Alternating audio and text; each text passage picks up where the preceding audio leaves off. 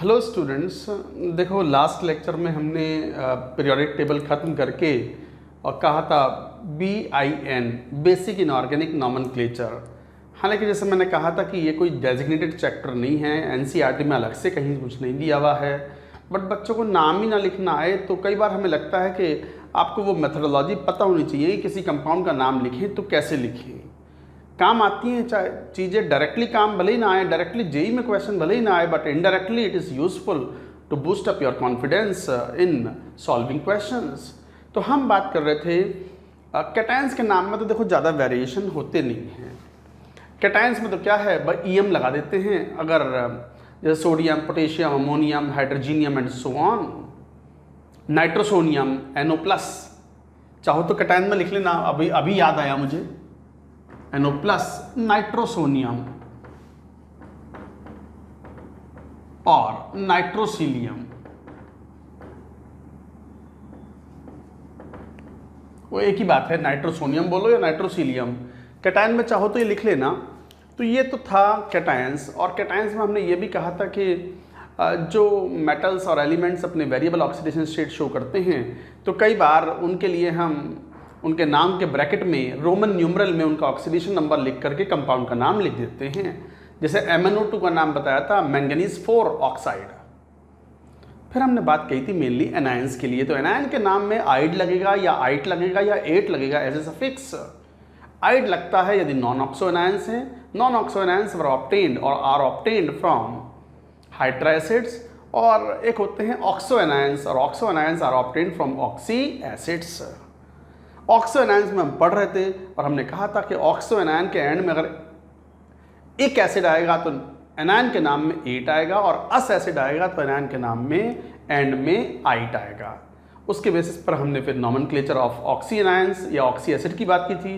फिर हमने ये भी बताया था कि तीन तरह के ऑक्सी एसिड, तीन डिफरेंट ऑक्सीडेशन स्टेट्स में होने वाले ऑक्सी एसिड्स का एग्जांपल लिया था, H3PO4, H3PO3 एंड H3PO2। अच्छा, और एक एग्जांपल जैसे फॉस्फोरस का है, ऐसे नाइट्रोजन का भी, HNO3, HNO2, H2N2O2। So this is in +5, this is in +3 and this is in +1।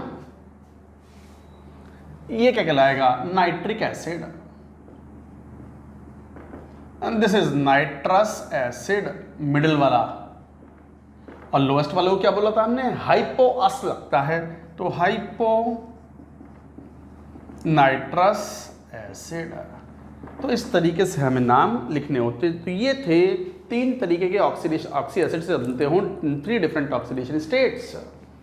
चलो बात करते हैं नेक्स्ट। वो नंबर देख लेना कैसे लिख रहे थे आप। ऐसे भी एलिमेंट्स होते हैं जो अपने 4 अलग अलग ऑक्सीडेशन स्टेट्स में ऑक्सी एसिड बनाते हैं। तो when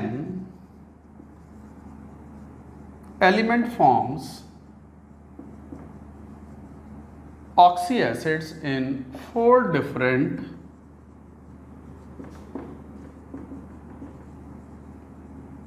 oxidation states, when element forms oxy acids in 4 different oxidation state, 4 different oxidation state में बनाने वाला है क्लोरीन, ब्रोमीन, आयोडीन। बहुत ही फेमस है, क्लोरीन के, ब्रोमीन के, आयोडीन के। फ्लोरीन के नहीं, फ्लोरीन तो कभी पॉजिटिव ऑक्सीडेशन स्टेट शो ही नहीं करता। तो chlorine, bromine, iodine similar behaviour show करते हैं, जैसे HClO4, HClO3, HClO2, HClO। अच्छा, इनमें नाम कैसे लिखते हैं वो भी सुनो। हाईएस्ट वाले का पर एक एसिड, ये नाम आएगा। एक भी नहीं, पर एक। नेक्स्ट लोअर एक एसिड, नेक्स्ट लोअर अस एसिड, नेक्स्ट लोअर हाइपोअस एसिड। तो बच्चों देखो यहाँ पर when element forms oxy acids in the 4 different oxidation state, जैसे क्लोरीन, ब्रोमीन, आयोडीन यूज करते हैं शो, हाईएस्ट वाले में peric acid, next lower is ic acid, next lower is ous acid and the lowest is hypoous acid. देखियो जरा, +7 में, +5 में, +3 में, +1 में। ऑक्सीडेशन नंबर तो जानते हो आप, how to find out, balancing of the redox reaction में खूब पढ़ा है आपने। तो HClO4 में अगर देखोगे तो हाईएस्ट है ये, तो क्या पर एक, अरे पर एक कौन सा एक, क्लोरिक, तो per chloric acid, per chloric acid, chloric acid, chlorous acid, chlorous acid, hypochlorous acid, per chloric acid, chloric acid, chlorous acid, hypochlorous acid. तो ये इस तरीके से नॉमेनक्लेचर होगा। अगर ब्रोमीन होता तो पर bromic acid, bromic acid, ब्रोमस acid, हाइपोब्रोमस acid.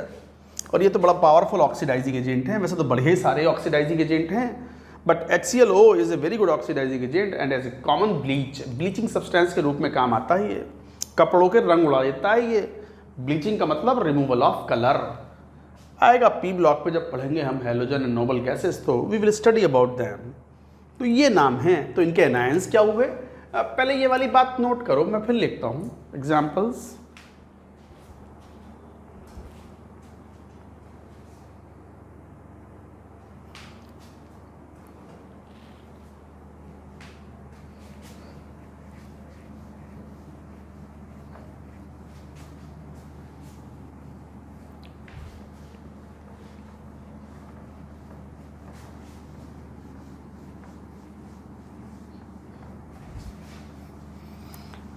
जब हम पढ़ाते हैं तो स्टूडेंट्स को ये बड़ा आसान लगता है, बट जब खुद नाम लिखने की बारी आती है तो फिर स्टूडेंट फैल जाते हैं थोड़ा सा।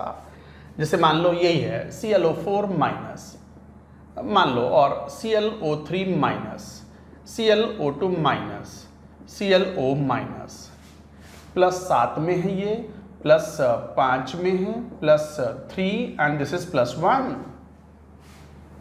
पर क्लोरिक एसिड का एनायन है पर क्लोरेट, इक एसिड आ रहा है तो 8 आएगा, तो पर क्लोरेट आयन।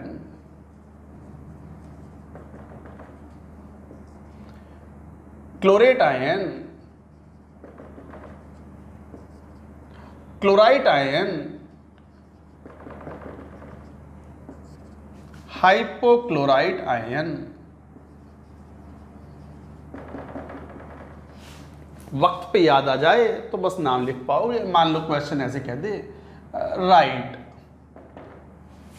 फॉर्मूले of following,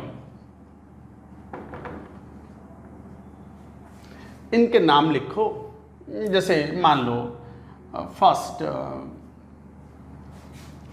barium chlorate, calcium hypochlorite, third मान लो पोटेशियम परक्लोरेट। लिखियो जरा फॉर्मूले, फॉर्मूले लिखना तो आता आपको। आयनिक कंपाउंड है, सॉल्ट है, कैटायन का लिखो, एनायन का लिखो, उनकी वैलेंसी चेक करो, क्रॉस मल्टीप्लाई करो and then you will get the formula for the given names. लिखो जरा तीनों के, मैं बताऊंगा अभी।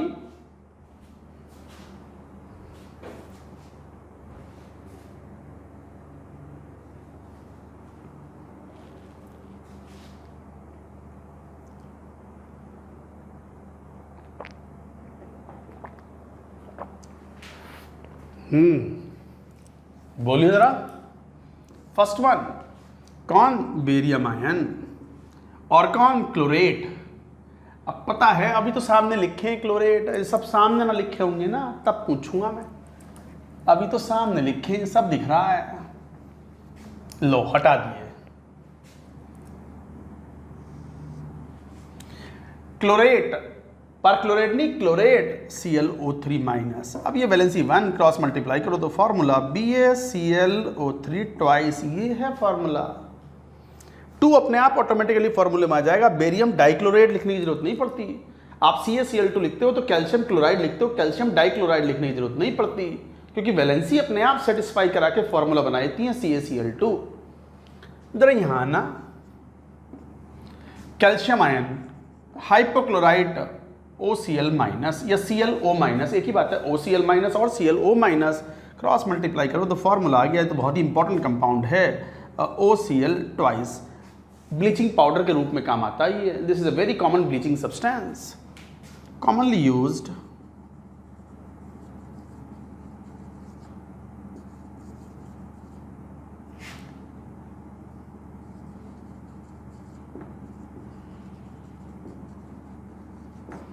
used bleaching substance. जरा पोटेशियम परक्लोरेट पे आना, पोटेशियम K+ है और परक्लोरेट का फॉर्मूला होता है ClO4 माइनस, तो बस यही फॉर्मूला क्रॉस मल्टीप्लाई करो तो KClO4। ये एक इनसॉल्युबल सॉल्ट है, पानी में नहीं घुलता, पोटेशियम परक्लोरेट। तो गाइज ये तरीका है इनको फॉर्मूले को लिखने का। 4 ऑक्सीडेशन स्टेट भी आते हैं, तो किस तरीके से ऑक्सी एसिड का नाम लेंगे, तो किस तरीके से कॉरस्पॉन्डिंग आप एनायंस का नाम लिखोगे। तो ये हुआ ऑक्सी एसिड्स के नाम। अच्छा, ऑक्सी एसिड्स में कुछ डिराइव्ड ऑक्सी एसिड्स भी होते हैं।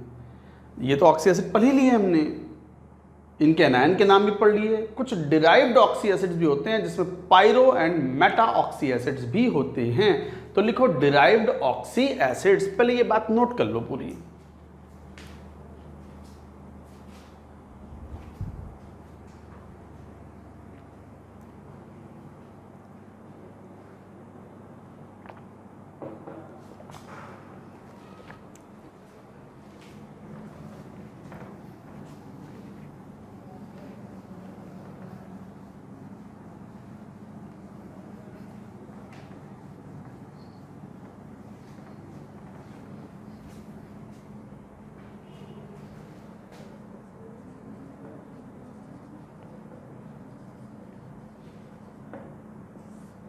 डिराइव्ड ऑक्सी एसिड्स 2 टाइप के होते हैं,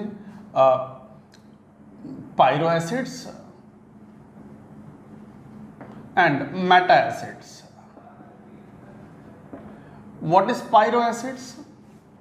पायरो एसिड्स ऑब्टेन किए जाते हैं कि एसिड के 2 मॉलिक्यूल्स में से एक वाटर मॉलिक्यूल रिमूव करने में बनते हैं, formed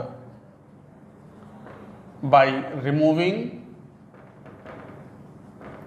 1H2O from 2 molecules of oxy acids. Formed by removing 1H2O from 2 molecules of oxy acids, and meta acids जो बनते हैं they are formed by removing 1H2O from 1 molecule of oxy acid, formed by removing 1H2O from 1 molecule of oxy acid। ये कहलाते हैं pyro acid and meta acid. जैसे pyro acids की बात करें, ए पायरो एसिड्स,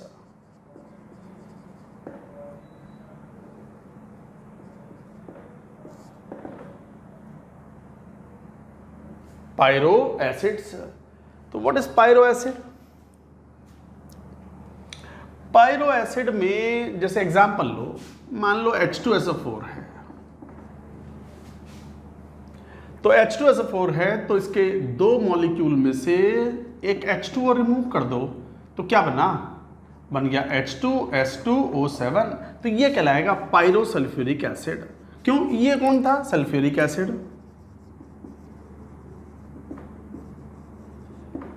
तो फिर ये कहलाएगा pyro sulphuric acid. Sulphuric acid में बस पायरो लगा दिया आपने, तो 2 मॉलिक्यूल में से एक H2O रिमूव हुआ। ऐसे ही मान लो H2SO3 है, अब इसका नाम क्या है? Sulphurous acid.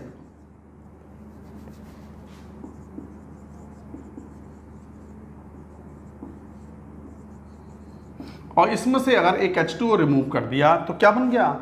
H2S2O5। क्या बोलोगे इसे? Pyro sulphurous acid.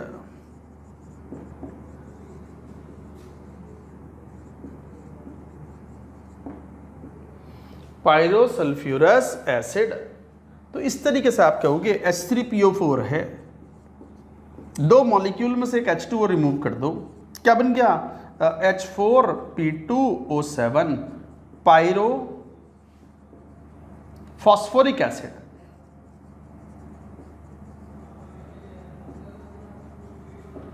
और ये भी फॉस्फोरिक एसिड है,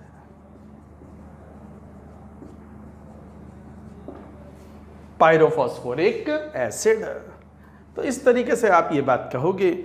ऐसी मान लो अगर H3PO3 होता, एक H2O रिमूव कर दो, ये कौन सा है फॉस्फोरस एसिड, तो क्या बनेगा H4P2O5। क्या नाम लोगे बोलो अब, पायरोफॉस्फोरस एसिड।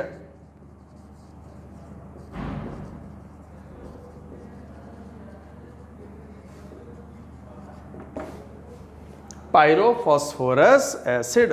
तो दिस इज H4P2O5 पायरोफॉस्फोरस एसिड।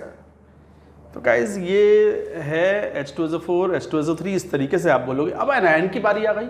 अब कोई आपसे यही कह दे H2O7 2- या 2- है, तो बोलो क्या बोलोगे इसको, पायरोसल्फ्यूरिक एसिड का एनायन है ये, पायरोसल्फ्यूरिक एसिड, पायरोसल्फेट आयन।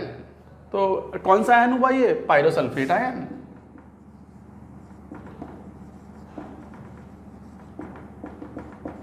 अब ऐसे मान लो यहां ले लो S2O5 2-, तो क्या बोलोगे इसको, पायरोसल्फाइट आयन। क्यों, अस एसिड है तो सल्फाइट हुआ, पायरोसल्फाइट आयन।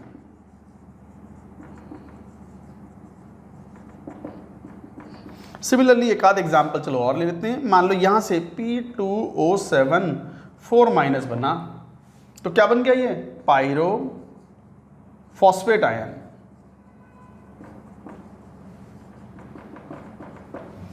आयन का नाम ना लिख पाओगे तो कंपाउंड का नाम कैसे लिखोगे। तो यू शुड अंडरस्टैंड कि पायरो एसिड जो है दो मॉलिक्यूल्स ऑफ ऑक्सी एसिड में से एक H2O रिमूव करने के बाद बनते हैं। लिखो पूरी बात। चलो एक आध क्वेश्चन लेते हैं इसके ऊपर, note down the question.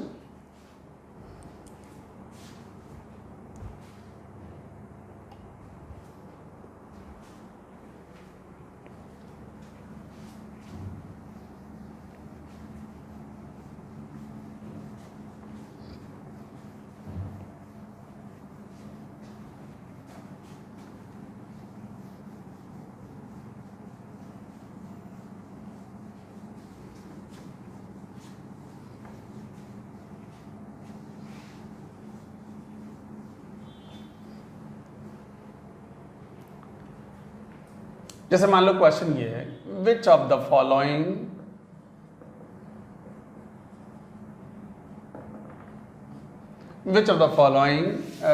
Does not form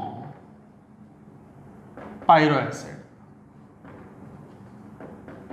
इनमें से कौन सा पायरो एसिड नहीं बनाता। मान लो option a H3PO3, b H2SeO4, c HClO4, d मान लो H2SO3। बताओ कौन सा ऑप्शन।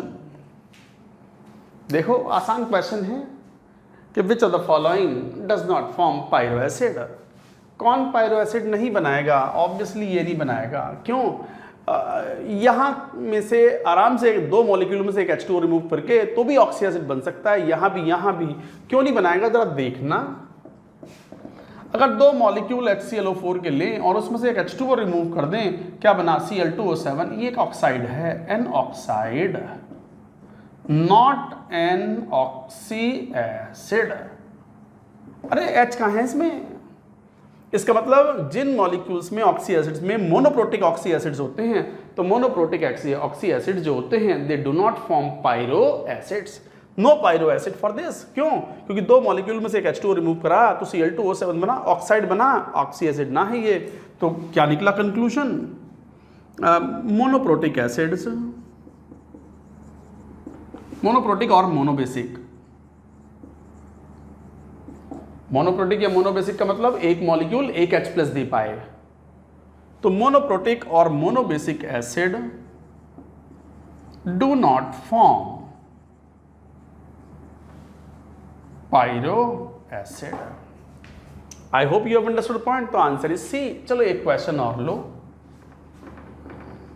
राइट फॉर्मूले। आप फॉर्मूला लिखो। लिखना फॉर्मूला, जैसे मान लो ऐसे कह दी बेरियम पायरो फॉस्फेट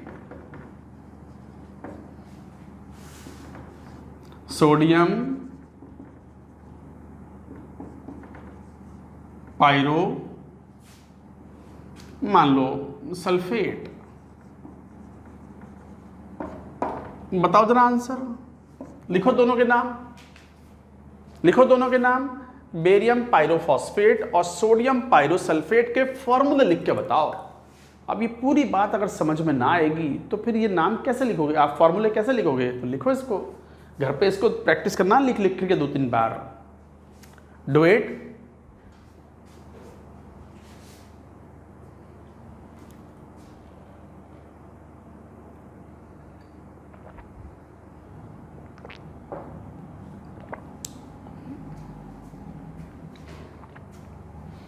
देखो इधर जरा पहला देखो, first barium ion valency 2, pyrophosphate, pyrophosphate है, फॉस्फेट है, इसका मतलब फॉस्फोरिक एसिड का एनायन है, और फॉस्फोरिक एसिड मतलब PO4 3 माइनस, तो P2O7 4 माइनस,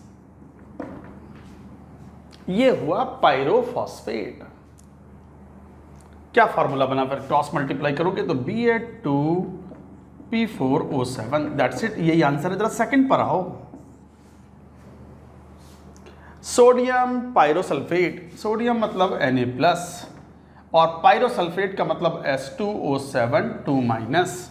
क्रॉस मल्टीप्लाई करोगे तो फॉर्मूला बन गया Na2S2O7। ये है फॉर्मूला, Na2S2O7 सोडियम पायरोसल्फेट। तो ये थे पायरो एसिड्स। तो पायरो एसिड्स कौन बना पाएंगे? जिनमें 2 या 2 से ज्यादा एसिडिक हाइड्रोजन हो, वो ही बना पाएंगे, वरना नहीं बना पाएंगे।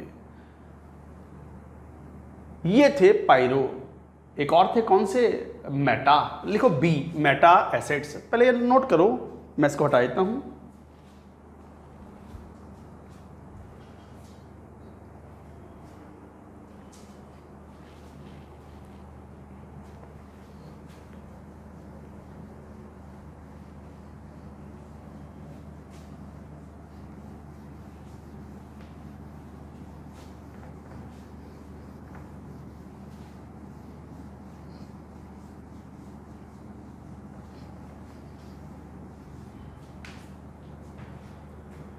B meta acids. क्या बताया था मेटा एसिड्स में?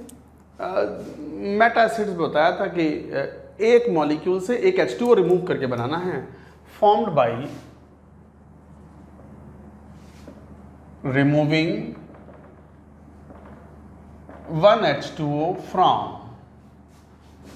1 मॉलिक्यूल ऑफ एसिड।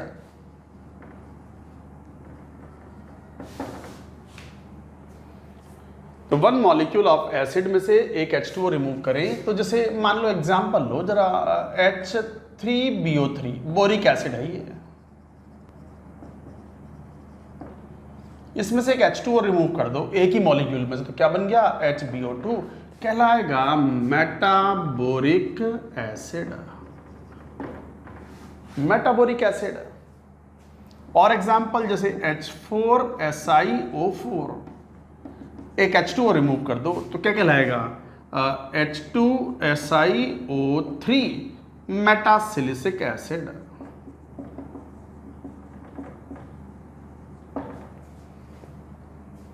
समझ गए बात आपको? इस तरीके से आप, और एग्जांपल जैसे H3BO4, एक H2O रिमूव हो गया, क्या हो गया? HBO3 मेटा HB नहीं है, फॉस्फोरस है, H3PO4 HPO3 मेटा, क्या लिख दूं बोलो? Meta phosphoric acid. So this is metaphosphoric acid. So like that you do, you can solve the questions. तो गाइज ये तरीका है। आप अगर अब इनका एनायन है मान लो, तो BO2 माइनस क्या बोलोगे, मेटाबोरेट आयन। बोरेट क्यों, इक आ रहा है ना, इक, मेटाबोरेट आयन। जैसे SiO3 2 minus, metasilicate ion.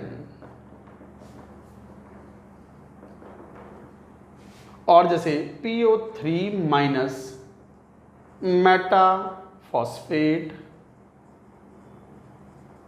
Ion.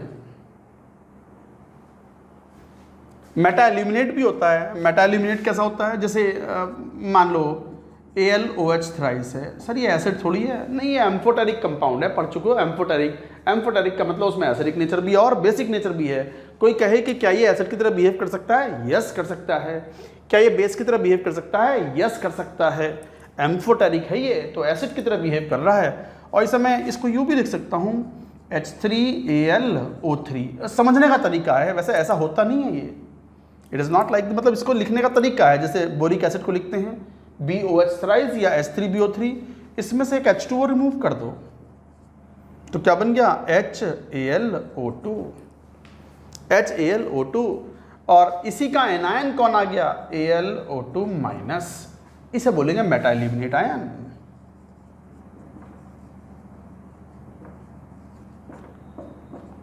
Meta aluminate ion लिखो, एक आध क्वेश्चन सॉल्व करो इसके ऊपर भी। अच्छा, मेटा जब बनेगा जब 3 एसिडिक हाइड्रोजन या उससे ज्यादा हों पर मॉलिक्यूल, वरना मेटा ना बनेगा। कैसे, चलो क्वेश्चन लिखेंगे, नोट करो ये बात।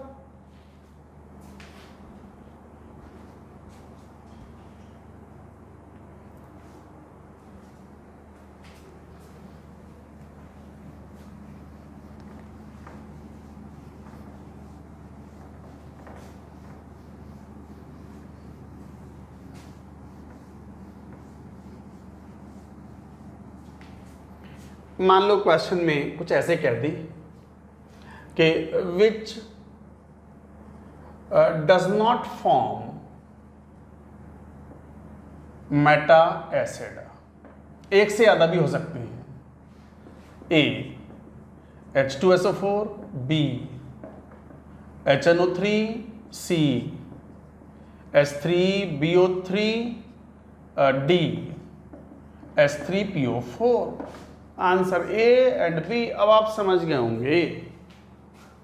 अरे एक मॉलिक्यूल में से अगर एक H2O निकाल दोगे तो क्या बचेगा, SO3 बचेगा।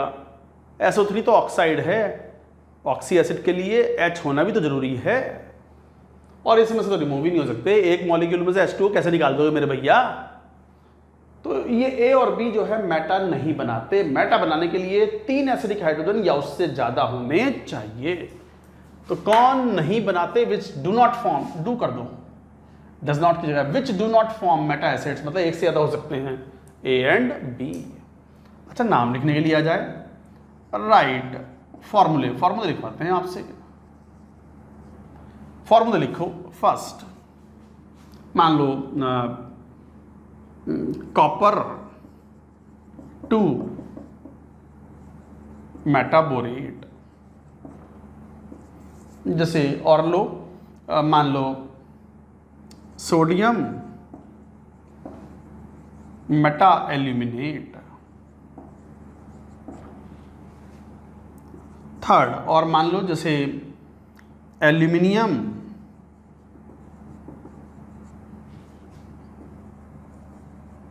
मेटाफॉस्फेट। लिखो ना, नाम क्या, आप नाम तो लिखे हुए हैं, फॉर्मूले लिखो जरा, राइट द फॉर्मूले।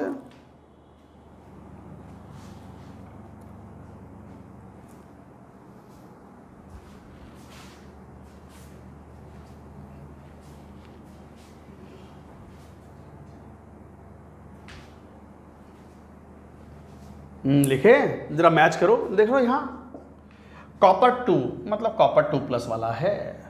मेटाबोरेट BO2 माइनस था, ये मेटाबोरेट याद भी रखना है। अब तो फॉर्मूला क्या बन गया, क्रॉस मल्टीप्लाई करोगे तो फॉर्मूला बन गया CuBO2 twice copper metaborate, copper 2 metaborate ये बनता है।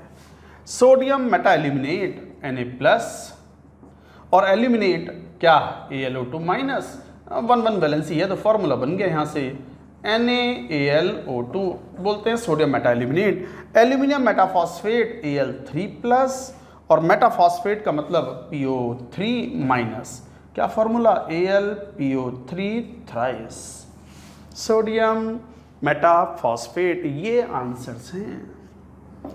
आई hope you have understood this. तो इस तरीके से ये हम एनायंस का नॉमेनक्लेचर करते हैं।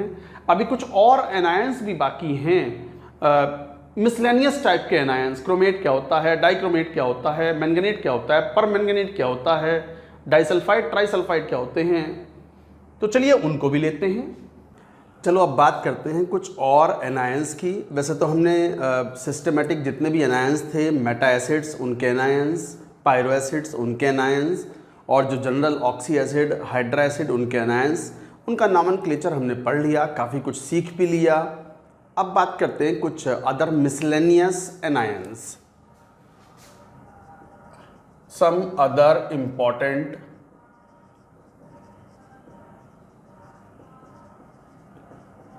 एनायंस।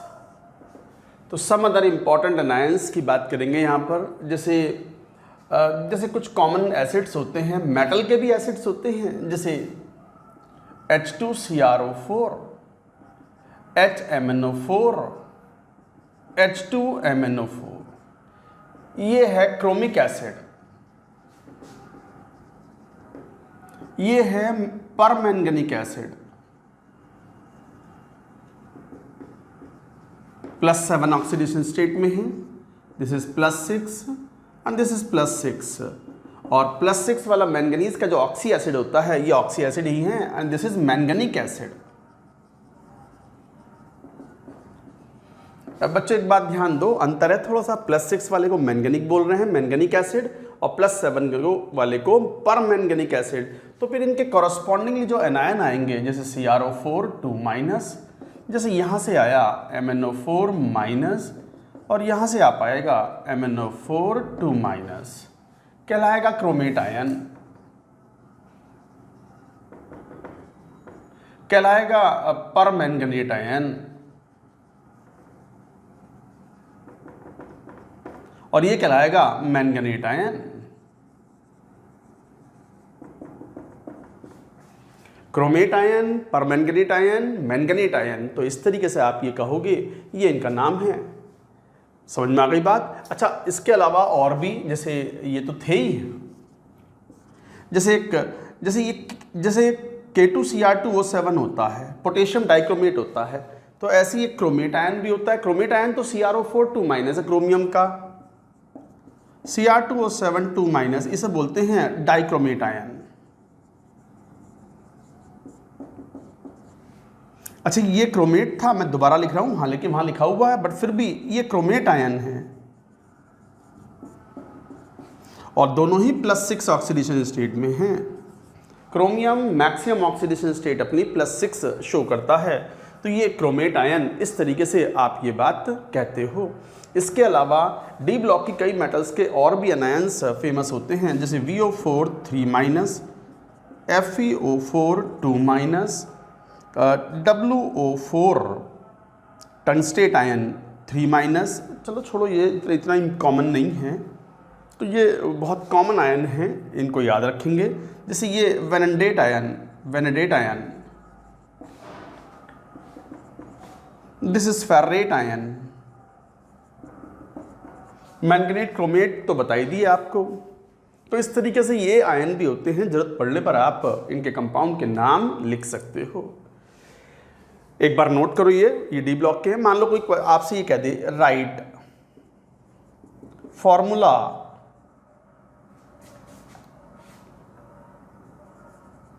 ऑफ, मान लो आयरन, या ऐसे बोल दें बेरियम डाइक्रोमेट। कोई आपसे ये कह दे कि बेरियम डाइक्रोमेट, ये कट तो नहीं गया, मैं एक बार चेक कर लूं, नहीं बच गया, ठीक है, right the formula of the barium dichromate. तो बेरियम डाइक्रोमेट का फॉर्मूला लिखोगे तो कैसे लिखोगे आपको पता है बेरियम आयन की वैलेंसी 2+ और डाइक्रोमेट है Cr2O7 2-, तो फॉर्मूला हो गया BaCr2O7। यही आंसर है। अब जब यही ना पता होगा कि डाइक्रोमेट आयन कौन सा है तो फिर आप नहीं बता पाओगे। आई hope you have understood the point. Note करें, कुछ और भी आयन लेंगे, नोट इट डाउन।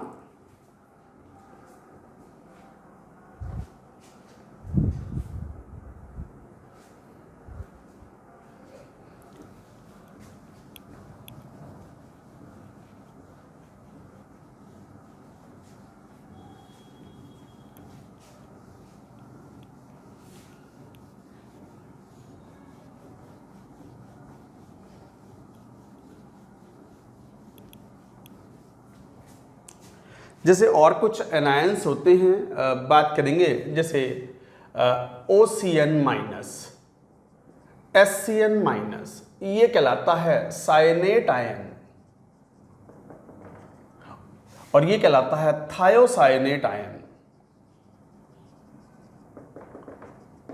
अब बात आती है थायो कहां पर आता है, थायो कैसे यूज करें, तो जरा ध्यान दो। अगर O हटा के S लगा दो तो वो थायो बन जाता है। जैसे ROH क्या होते हैं, अल्कोहल।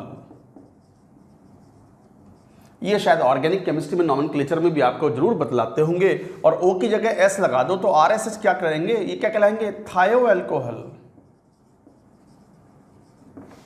इस तरीके से तो ऐसी O हटा के S लगा दिया तो ये साइनेट, ये थायोसाइनेट।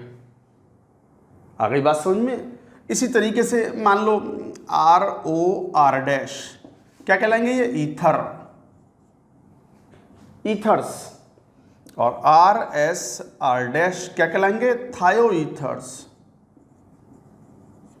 ये थायो ईथर हो गए।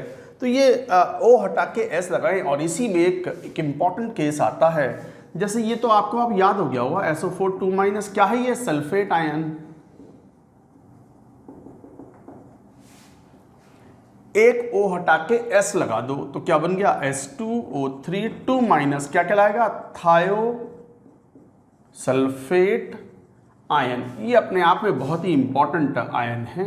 ये तो 12th क्लास में क्वालिटेटिव एनालिसिस में आप पढ़ते भी हैं, टेस्ट है आपके सिलेबस में, जेई मेन, जेई एडवांस, सब जगह पूछा जाता है इसके बारे में।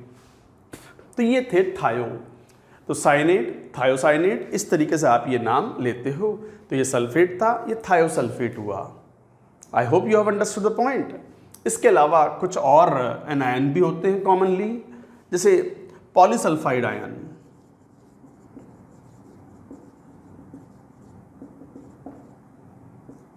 SN2-, N could be where N can be 2, 3, 4 and so on। जैसे S2 2-, S3 2-, S4 2-, disulphide ion.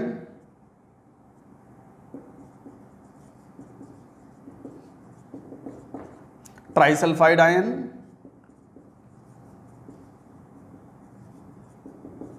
Tetrasulphide ion,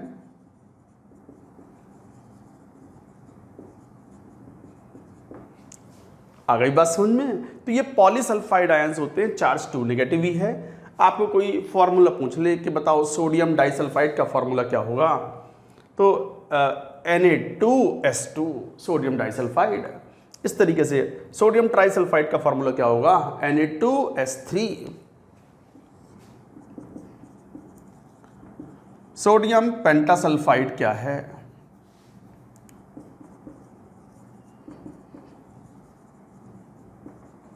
sodium पेंटासल्फाइड तो Na+, और पेंटासल्फाइड का मतलब S5 है 2-, तो क्रॉस मल्टीप्लाई करोगे तो Na2S5, ये है फॉर्मूला Na2S5 सोडियम पेंटासल्फाइड। तो ये थे पॉलीसल्फाइड आयन। अच्छा, आइड इसलिए आ रहा है क्योंकि ये हाइड्रा एसिड्स के डेरिवेटिव्स होते हैं उस टाइप से, जैसे H2S होता है उस टाइप से, हाइड्रोजन सल्फाइड उसी तरीके से। बट चूंकि वो वहाँ कवर नहीं हुआ था तो हमने यहाँ कवर अप कर लिया। अब ये मिसलेनियस टाइप के, डिफरेंट टाइप के और एनायंस हैं जिनकी नेमिंग हमें पता होनी चाहिए। और भी आयंस लेते हैं, पहले ये बात नोट करो, नोट इट डाउन। और आयंस लेते हैं, जैसे मान लो जिनॉन के भी ऑक्सी एसिड्स होते हैं H2HCO4 H4HCO6, इसे बोलते हैं xenic acid and this is called perxenic acid. तो इसका एनायन जब बन के आता है, जनरली ये इस तरीके के फॉर्म में आता है HCO4 2- and this is HCO6 4-, दोनों ही +6 ऑक्सीडेशन स्टेट में हैं। ये कहलाएगा परजिनेट आयन, ये कहलाएगा perxenate ion and this is called xenate ion. तो जरूरत पड़ने पर आप इनको यूज कर सकते हैं। वैसे इनके यूज बहुत कम ही आते हैं, पी ब्लॉक में थोड़ा सा यूज आएगा जब हम नोबल गैसेस की बात करेंगे। That is it, that's it, हो गया बेसिक इनऑर्गेनिक नॉमेनक्लेचर। तो इसके लिए हम मान लो बच्चों को 2 लेक्चर अलॉट करते हैं, 2 लेक्चर भी पूरे लगते नहीं हैं और ये 1.5 लेक्चर में फिनिश हो जाता है। बस नॉमेनक्लेचर था, थोड़ा सा प्रैक्टिस करेंगे तो accordingly you will be able to understand all this. हालांकि ये कोई डेजिग्नेटेड चैप्टर नहीं है, डायरेक्ट क्वेश्चन इसके ऊपर ऐसा हमें दिखाई नहीं पड़ते। हम टेस्टों में ज़रूर पूछते हैं बच्चों से सवाल, ताकि उन्हें याद रहे कि नाम कैसे लिखना है। Got it. And now we are going to move to the next chapter. थोड़ा अच्छा खासा बड़ा चैप्टर है और वो है गैसियस स्टेट। तो हेडिंग लिखो गैसियस स्टेट। ये बात नोट करो पहले।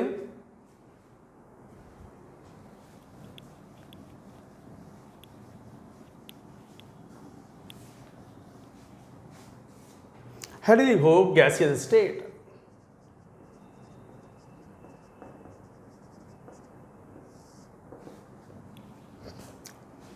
गैसियस स्टेट, अब जैसे इस चैप्टर की बात करें तो ये मतलब एक बहुत ही इंपॉर्टेंट और बेसिक चैप्टर है ऑफ फिजिकल केमिस्ट्री।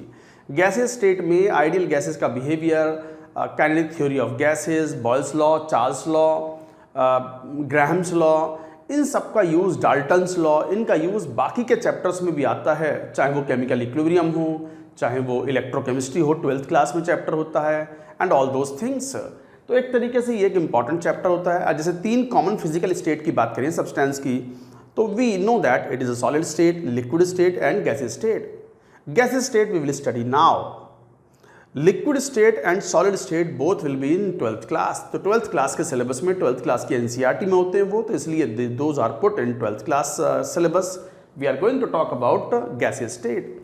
अच्छा, गैस, सॉलिड, लिक्विड, अब ये तो आप जानते हो कि अगर same substance depending upon pressure and temperature condition, solid भी हो सकता है, लिक्विड भी हो सकता है, गैस भी हो सकता है। H2O है, H2O, जैसे आप वाटर भी बोलते हो, आइस भी बोलते हो, स्टीम भी बोलते हो, but in different forms at different pressure and temperature conditions. अगर रूम कंडीशन प्रेशर की बात कर लें, प्रेशर 1 एटमॉस्फेयर ले लें, जहाँ पर आप और हम हैं, मैं अभी खड़ा हूँ तो मेरे सिर पर एक प्रेशर लग रहा है because of the atmospheric air, that is called atmospheric pressure. इसके बारे में भी बात करेंगे, आएगा वो सब, बैरोमीटर भी आएगा, पढ़ेंगे वो सब। तो अब मान लो ये 1 एटमॉस्फेयर कंडीशन है हमारे सराउंडिंग्स में, ठीक है, मेरे सिर पे भी जो प्रेशर लग रहा है दैट इज 1 एटमॉस्फेयर। तो अंडर 1 एटमॉस्फेयर कंडीशन अगर टेम्परेचर 0 डिग्री सेल्सियस से कम है तो आप जानते हो H2O किस फॉर्म में रहेगा, आइस के फॉर्म में। और टेम्परेचर यदि 0 से लेकर के 100 डिग्री सेल्सियस के बीच में है तो आप जानते हो ये सब तो पानी तो रोज पीते हैं ना, so that will be liquid. ये रहा तो 0 डिग्री सेल्सियस से 100 डिग्री सेल्सियस के बीच में अगर टेम्परेचर है 1 एटमॉस्फेयर पर तो H2O की क्या फॉर्म होगी, लिक्विड। और यदि 100 डिग्री के बाद में लें, पानी पी लें,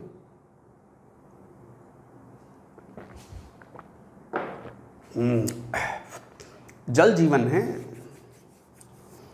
भैया, जल जीवन है।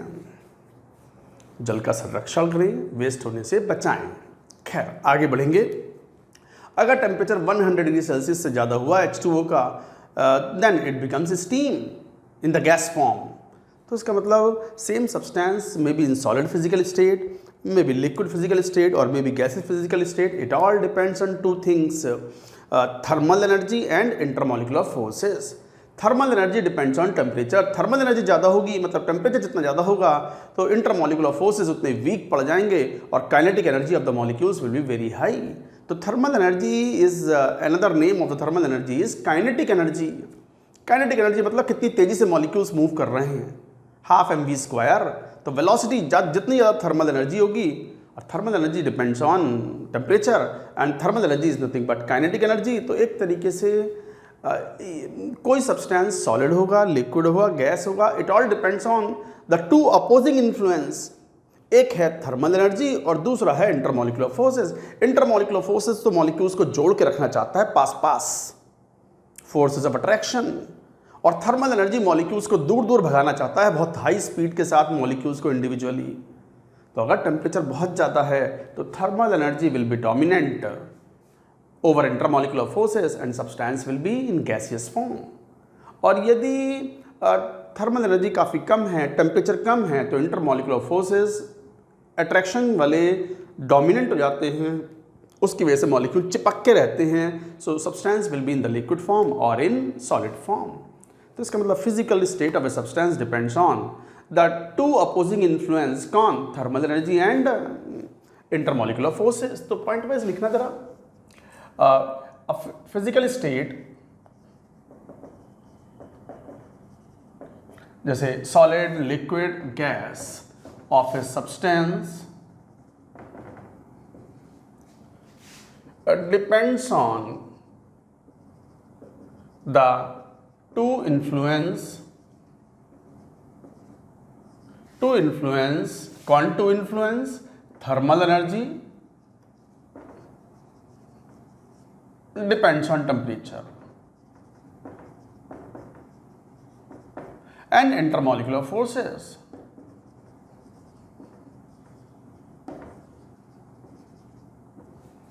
Thermal energy and intermolecular forces. Intermolecular forces अगर dominant होंगे तो substance will be in solid.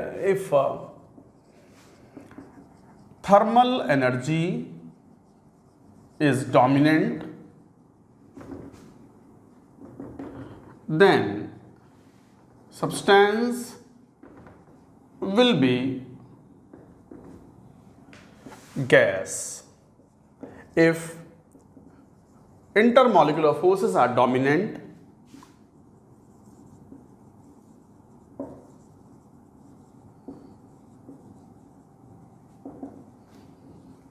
then it will be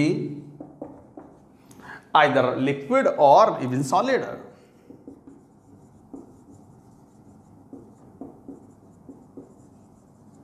बहुत स्ट्रॉन्ग इंटरमॉलिक्यूलर फोर्सेस हैं तो सॉलिड, थोड़े से मॉडरेट इंटरमॉलिक्यूलर फोर्सेस हैं तो लिक्विड, और बहुत कम है इंटरमॉलिक्यूलर फोर्सेस और थर्मल एनर्जी बहुत ज़्यादा है तो substance will be in gas form.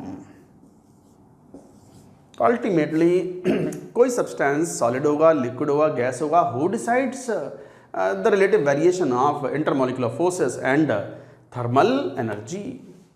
अच्छा, कई बार हम वैसे तो मेरे ख्याल से 8th क्लास में आप कंपैरिजन कर ले तो in the general properties of solids, liquids and gas. चलो हम भी कंपेयर कर दें, 8वीं क्लास कोई गलत थोड़ी है। बच्चे तो बल्कि 9th 10th की NCERT अपने पास रखनी चाहिए। कॉन्सेप्ट अगर कहीं हिले हुए हो ना और कहीं अच्छे से क्लियर ना हो रहे हों तो भैया 9th 10th की NCERT उठा करके या NCERT आपकी जो भी किताब हो उठा के पढ़ लो, कोई बुराई ना है उसमें। अब हमने तो दे दी सर, किसी को हमने तो दान दे दी, उसको दे दी, उसको पढ़ने के लिए हम तो सीनियर हो गए। अरे काम आती है 9th 10th की NCERT भी भैया। अगर किसी को यही ना क्लियर हो what is evaporation, what is deposition, what is crystallisation, वो तो आपको पढ़ना ही पड़ेगा ना 9th क्लास की NCERT से अच्छे से। तो भैया थोड़ा सा ध्यान दें, 9th 10th भी अच्छे से ठीक से कवर करके रखें, ज़रूरत पड़े तो फिर दोबारा पढ़ लें, कोई बुराई नहीं है। चलो जनरल कंपैरिजन की बात करते हैं, comparison between solid, liquid and gases. ये पहले नोट कर लो।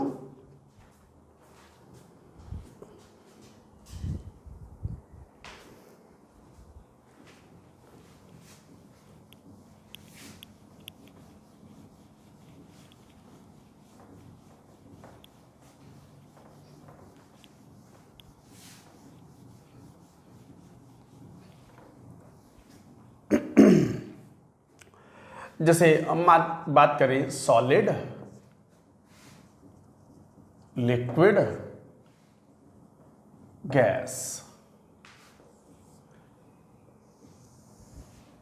यहां मान लो प्रॉपर्टी।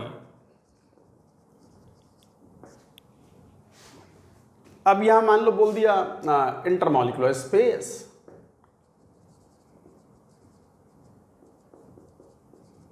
इंटरमॉलिक्यूलर स्पेस सॉलिड में very low but higher then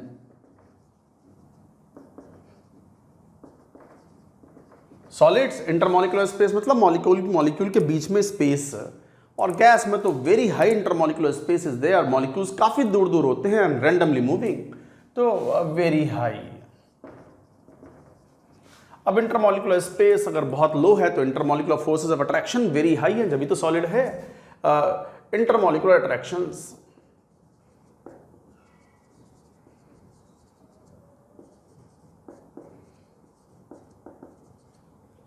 very high, moderate, low intermolecular forces of attraction, जब भी तो वो गैस है। And the next property like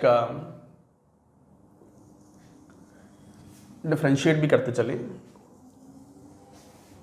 और जैसे डेंसिटी की बात करें, या मान लो जैसे कहते हैं ना shape is solid is fixed, not fixed. Fix नहीं है, they take up the shape of the vessel, जिस शेप में आते हैं उसी में। नॉट डिफाइंड, शेप तो इनकी डिफाइंड ही नहीं होती, इनकी कोई शेप नहीं है। They take up the shape of the vessel, no shape.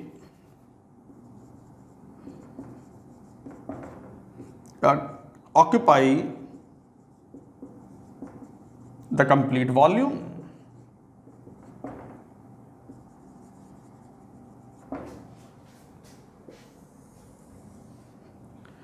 volume, they have the definite volume at a given temperature, definite volume, and no definite volume, it occupies the entire volume, so occupies the complete volume, so take up the shape of the vessel, मतलब no shape, complete the occupy volume पूरा कर लेते हैं। तो यहाँ भी वही लिखोगे नॉट डेफिनेट, वापस वही occupy the complete volume.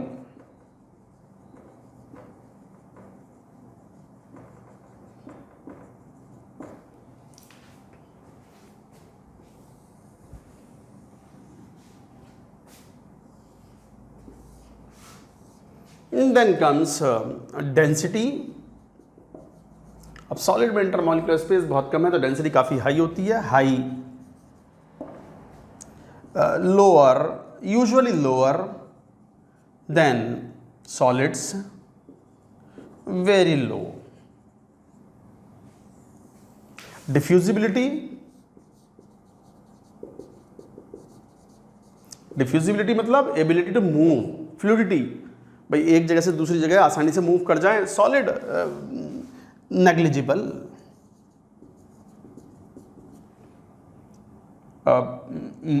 Moderate, moderately high, मतलब हाई होती है, डिफ्यूज कर जाते हैं ये, बट गैस से कम।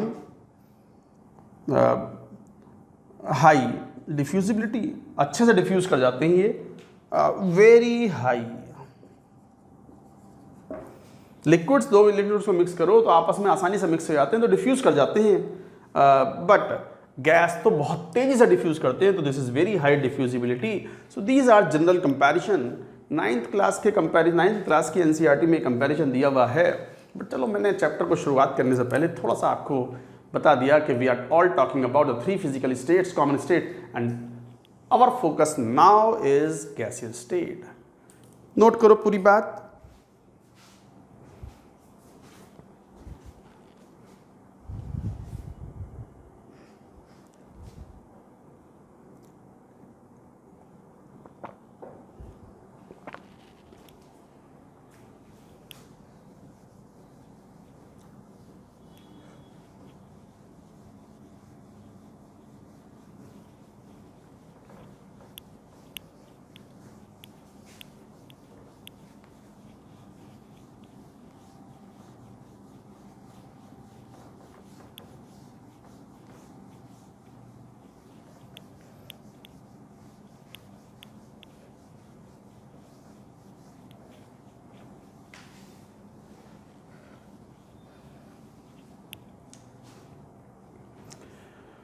चलिए अब बात करते हैं, चैप्टर स्टार्ट अब होता है।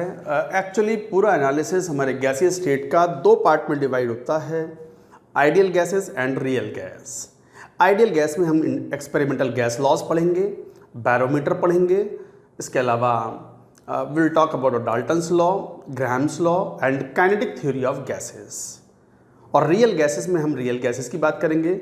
आइडियल गैस, रियल गैस क्या होती हैं वो थोड़ा बाद में बात करेंगे, अभी हम बात करेंगे एक्सपेरिमेंटल गैस लॉस की। तो हेडिंग लिखो, ये बहुत old boils law, Charles law, जिनकी वजह से कुछ नियम बने, उनके बेसिस पर ऑब्जर्वेशन बेस्ड थे लॉ। सो लिखो एक्सपेरिमेंटल गैस लॉस।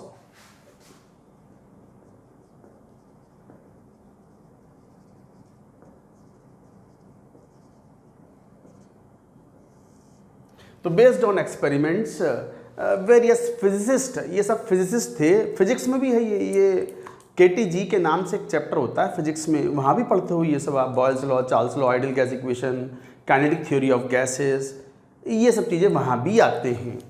तो एक्सपेरिमेंटल गैस लॉज की बात करें तो पहला गैस लॉ एक्सपेरिमेंट के बेसिस पर बॉयल्स साहब ने अपनी बात कही थी, तो लिखो Boyle's law.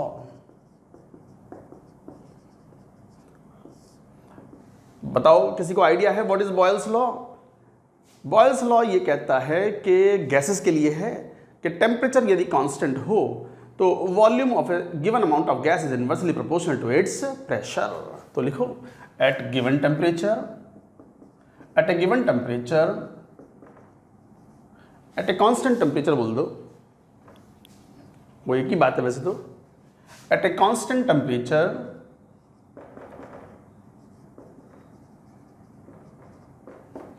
a volume of a fixed amount of gas or a given amount of gas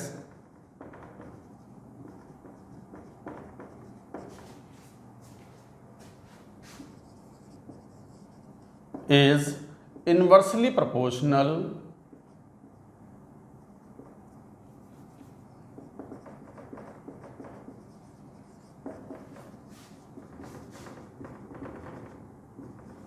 is inversely proportional to its pressure.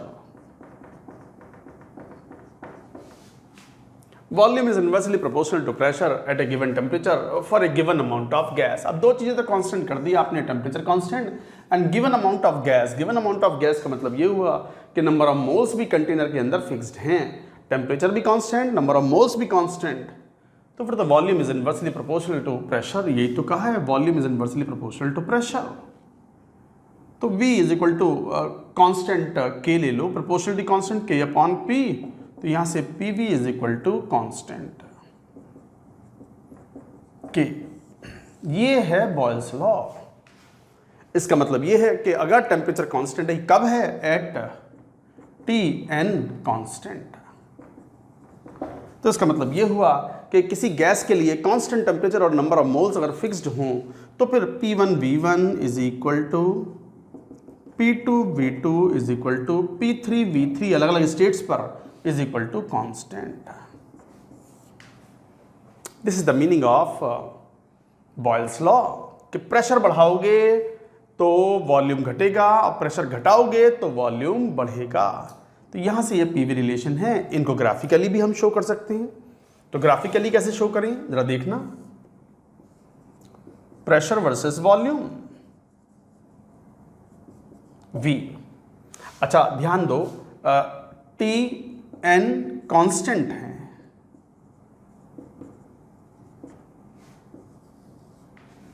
Tn constant है, साफ दिखता है। इक्वेशन क्या है? ग्राफ कब प्लॉट कर पाते हो आप?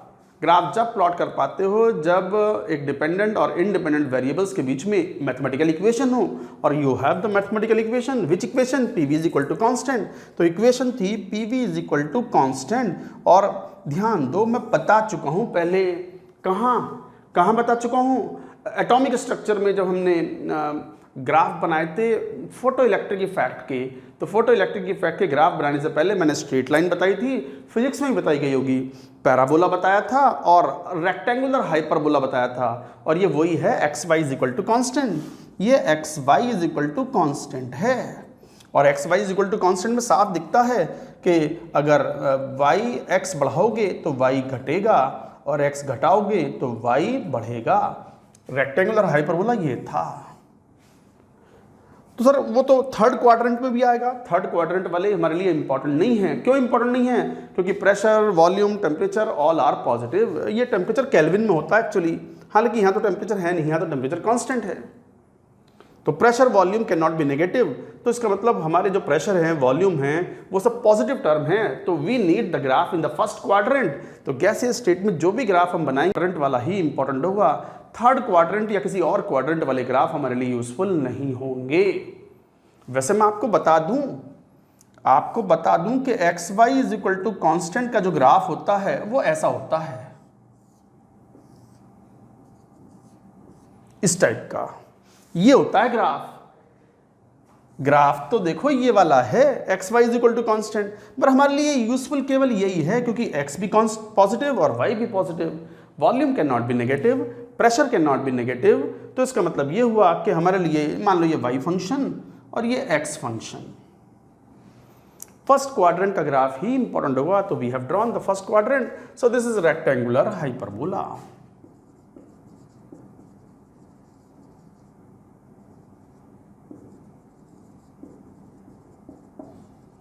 दिस इज रेक्टेंगुलर हाइपरबोला कि वॉल्यूम बढ़ाएंगे तो प्रेशर घटेगा, वॉल्यूम कम करेंगे तो प्रेशर बढ़ेगा। तो ये था ग्राफिकल रिप्रेजेंटेशन।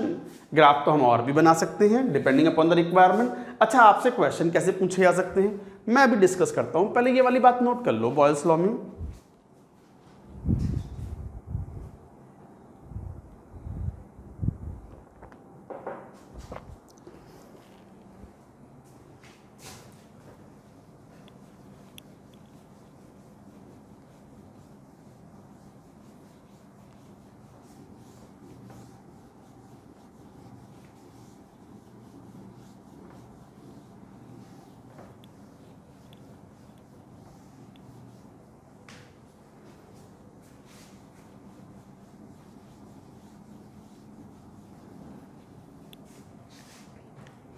जैसे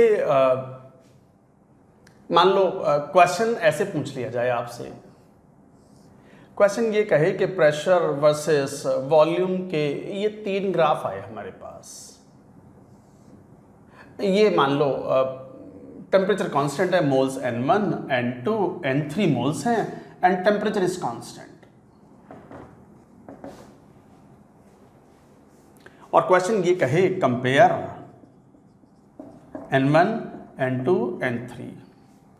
3 अलग अलग सैंपल्स लिए गए जिनमें मोल्स हैं N1, N2, N3 और 3 अलग अलग सैंपल्स के लिए टेम्परेचर कांस्टेंट मेंटेन कराते हुए प्रेशर वर्सेस वॉल्यूम का ग्राफ तीनों सैंपल्स के लिए लिए गए। तो हमारे पास ये N1, N2, N3 के ये ग्राफ ऐसे आए। तो बताओ क्या होगा इनमें N1, N2, N3 कैसे कंपेयर करें? कैसे करोगे बताओ, कैसे करोगे? देखो एक बात ध्यान दो, टेम्परेचर कांस्टेंट है और नंबर ऑफ मोल्स के टर्म्स में जितने भी गैस लॉज हैं, Boyle's law, Charles law, ultimately these are nothing but the outcome of ideal gas equation PV is equal to nRT। तो आप यूज किया करो PV is equal to nRT का। सर वो तो हमने सीखा ही नहीं। अरे सीख लेंगे, बॉयल्स लॉ, चार्ल्स लॉ और गेलुसैक लॉ इनको कंबाइन कर दो तो यू विल गेट, या Avogadro's law, you will get PV is equal to nRT। वो करेंगे, हम डिराइव करेंगे उसके बारे में बात। तो आप इन क्वेश्चन को सॉल्व करने के लिए PV is equal to nRT use किया करो और सब आइडियल गैसेस के लिए होते हैं ये सब।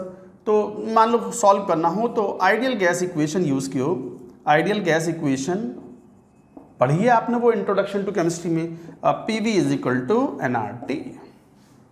तो PV is equal to nRT equation use करो आप, आइडियल गैस इक्वेशन।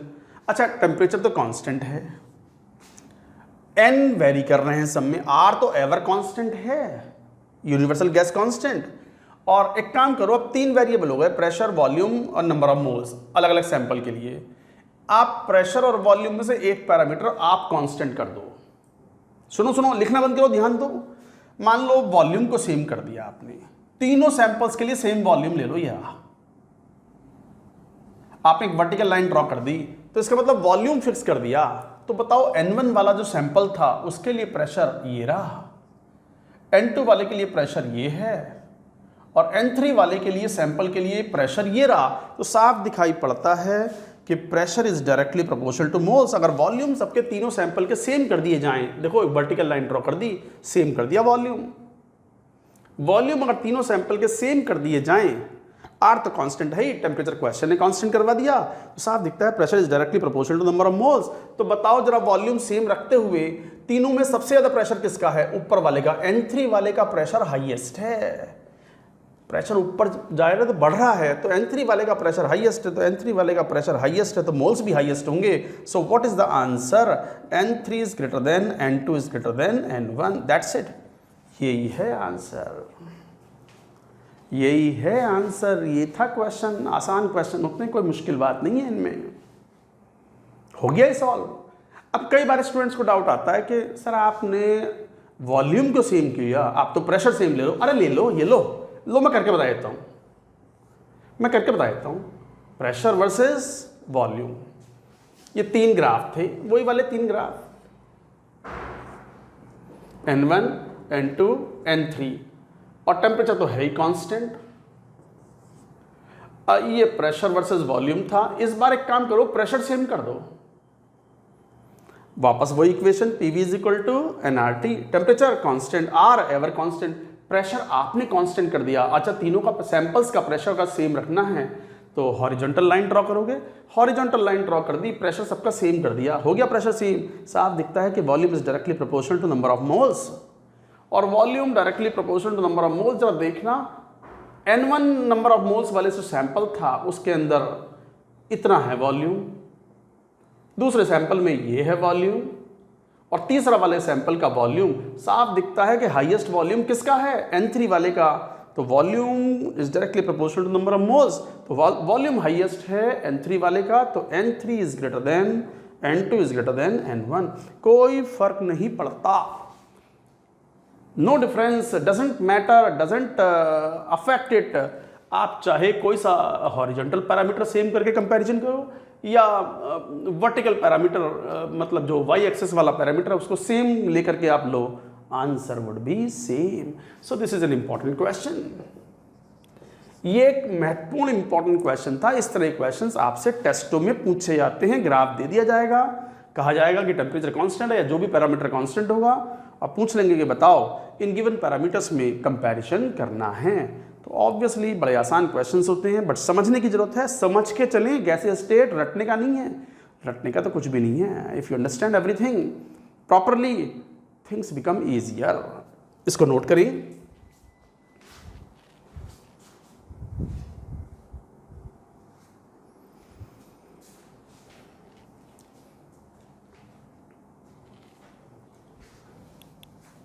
चलिए एक और क्वेश्चन लेते हैं इसके ऊपर। Let's take another question. ऐसे क्वेश्चंस में आप ये जो बॉयल्स लॉ है, चार्ल्स लॉ है, गैलुसेक लॉ है, एवोगाड्रोस लॉ है, all are nothing but the different forms of ideal gas equation PV is equal to nRT। तो ऐसे क्वेश्चंस के लिए आप सॉल्व भी किया करो with the help of PV is equal to nRT।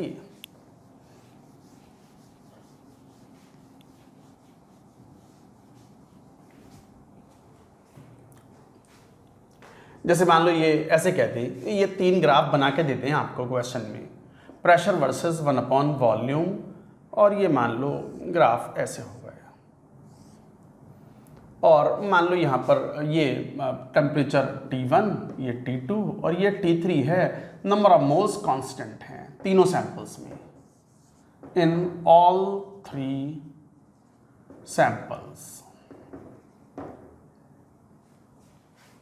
Gas के 3 सैंपल्स हैं जिनका टेम्परेचर, एक का टेम्परेचर T1 है, दूसरे का T2, तीसरे का T3, नंबर ऑफ मोल्स तीनों में कांस्टेंट थे। प्रेशर वर्सेस 1 वॉल्यूम ग्राफ ये है। कंपेयर, क्वेश्चन ये है, कंपेयर T1, T2, T3। मैंने अभी कराया ही था क्वेश्चन, जरा आप सॉल्व करो, सॉल्व करके बताओ। बहुत आसान है, सॉल्व करके बताओ।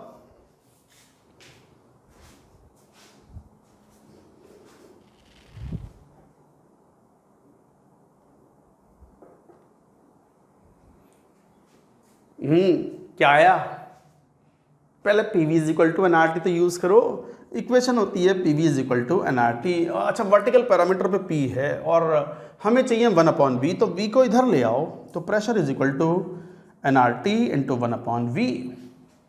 ये y function, 1/v is the x function, 1/v के साथ ग्राफ है ना, और चूंकि n कांस्टेंट है, r तो है ही कांस्टेंट, साफ दिखता है कि ये इस तरह का स्ट्रेट लाइन होना चाहिए, तो y is equal to mx type का है ये एट ए गिवन टेम्परेचर। तो at a given temperature graph should be straight line, तो देखो स्ट्रेट लाइन शो की है।